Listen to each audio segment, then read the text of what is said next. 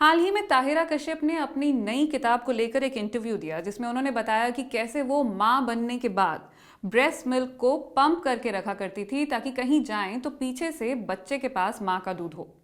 लेकिन बच्चे तक दूध पहुंचे इससे पहले ही आयुष्मान उसे अपने प्रोटीन शेक में मिलाकर पी जाया करते थे। आपको याद होगा 2 साल पहले ताहिरा कश्यप अपनी इस पोस्ट को लेकर वायरल हुई थी जब उन्होंने ब्रेस्ट कैंसर से अपनी लड़ाई को बयान किया था। तो आज सेहत टॉक में समझते हैं ब्रेस्ट फीडिंग और ब्रेस्ट कैंसर दोनों को ही।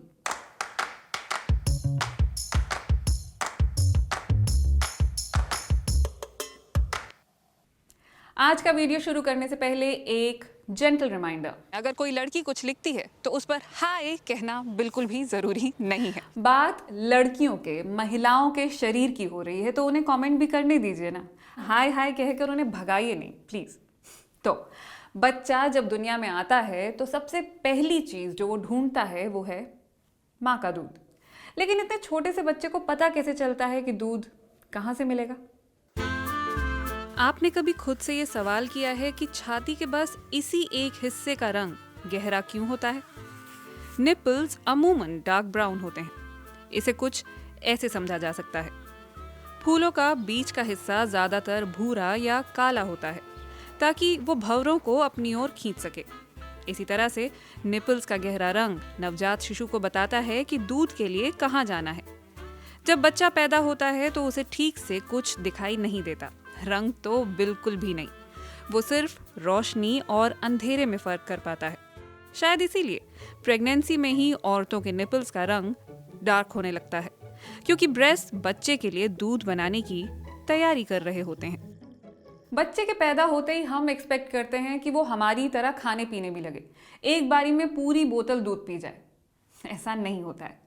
बच्चा जब पैदा होता है तो उसका पेट महज एक मटर के दाने जितना होता है। साथ ही ऐसा भी नहीं होता कि बच्चे के पैदा होते ही अचानक ही औरत का शरीर बदल जाए और ब्रेस्ट फौरन ही दूध से भर जाएं। नहीं, बहुत औरतें इस बात का प्रेशर भी लेती हैं कि दूध नहीं उतरा, अब क्या होगा, मैं अपने बच्चे का पेट नहीं भर पा रही हूँ। फिर इस प्रेशर को और बढ़ाने के लिए रिश्तेदार भी जमा हो जाते हैं जो अपनी एक्सपर्ट एडवाइस देते हैं कि ऊपर का दूध लगा दो। जब तक डॉक्टर आपको स्पेसिफिकली ऐसा करने को ना कहें, आप ऐसा ना करें। कुदरत ने हमारे शरीर को बहुत सोच समझ कर बनाया है। जब कोई औरत माँ बनती है तो शुरू में जो सबसे पहला दूध आता है उसे कोलेस्ट्रम कहते हैं। ये बहुत गाढ़ा होता है, इसलिए इसका सिर्फ 1 चम्मच ही बच्चे का पेट भरने के लिए काफ़ी होता है। शुरुआती दिनों में बच्चे को हर 2-2 घंटे में दूध पीने की ज़रूरत पड़ती है और ये बहुत लॉजिकल भी है, क्योंकि जैसे जैसे बच्चा दूध पीता है वैसे वैसे ब्रेस्ट में और दूध बनने लगता है और ये डिमांड और सप्लाई की जो चेन है ये आपस में बहुत अच्छे से काम करती है। बच्चे को जितनी ज़रूरत होती है उतना ही दूध और बनता रहता है। अब आगे बढ़ने से पहले ब्रेस्ट के स्ट्रक्चर को समझ लेते हैं। ब्रेस्ट का कोई एक सही या परफेक्ट शेप नहीं होता। किसी के ब्रेस्ट बड़े होते हैं तो किसी के छोटे। साथ ही लेफ्ट और राइट ब्रेस्ट भी एग्जैक्टली सेम शेप के नहीं होते हैं और ये बिल्कुल नॉर्मल है। हम जब पैदा होते हैं तो छाती पर सिर्फ निपल्स का टिप ही होता है। इसे ब्रेस्ट का पहला स्टेज कहा जा सकता है। वक्त के साथ साथ निपल्स के आसपास का एरिया डेवलप होता है। इसे एरियोला कहते हैं। ये दूसरा स्टेज है। जैसे जैसे उम्र बढ़ती है इसका आकार बड़ा और रंग गहरा होता जाता है। फिर प्यूबर्टी में ब्रेस्ट में बड़े बदलाव होने लगते हैं। ये तीसरा स्टेज है। इसके बाद यानी चौथे स्टेज में ब्रेस्ट अपने पूरे आकार में आ जाते हैं और आखिरी स्टेज में एरियोला आसपास के टिश्यूज के लेवल पर आ जाता है। सिर्फ निपल्स ही उठे हुए दिखते हैं। सामने से देखें तो ब्रेस्ट ऐसे दिखते हैं। सबसे बीच में निपल, आसपास एरियोला और इसके इर्द गिर्द नॉर्मल स्किन जो ब्रेस्ट को ढकती है। ब्रेस्ट के अंदर होती हैं फैटी टिश्यूज जिन्हें एडिपोज कहते हैं। इन्हीं पर ब्रेस्ट का आकार निर्भर करता है। इन फैटी टिश्यूज के बीच में होते हैं कुछ ग्लैंड्स जो बिल्कुल किसी फूल की तरह दिखते हैं। इस फूल में कुछ 15 से 20 पंखुड़ियां होती हैं जिनके अंदर लोब्स और डक्ट्स होते हैं और ये सब निपल्स की ओर जुड़ते हैं। लोब्स के अंदर छोटे छोटे लॉब्यूल्स होते हैं। यही लॉब्यूल्स दूध बनाते हैं और छोटी सी ट्यूब्स के जरिए दूध को निपल्स तक पहुंचाते हैं जिन्हें मिल्क डक्ट कहा जाता है।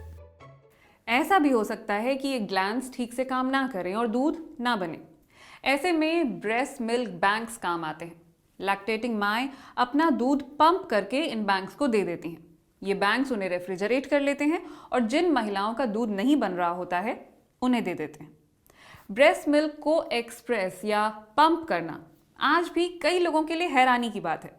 ये कोई नई चीज़ नहीं है, 100 साल से भी पहले से इसका इस्तेमाल होता रहा है। बेसिकली ये एक पंप होता है जिसे आप अपनी ब्रेस्ट पर लगाती हैं और बच्चे के इस्तेमाल के लिए बॉटल भर के रख सकती हैं, जैसा कि ताहिरा कश्यप कर रही थी। औरतों के लिए बाजार में कई तरह के प्रोडक्ट्स हैं, जैसे कि नर्सिंग ब्राज होती हैं जो आपकी ब्रेस्ट को सपोर्ट देती हैं, या फिर ऐसे पैड्स होते हैं जो ब्रेस्ट में सूजन हो जाने पर इस्तेमाल किए जा सकते हैं। इन प्रोडक्ट्स ने यकीनन औरतों की ज़िंदगी कुछ आसान बनाई है, लेकिन कुछ प्रोडक्ट्स ऐसे भी हैं जिन्हें सिर्फ और सिर्फ मुनाफे के लिए बनाया गया। 1960 के दशक की बात है। अमेरिका में 2 प्लास्टिक सर्जन थे, थॉमस क्रॉनिन और फ्रैंक गेरो।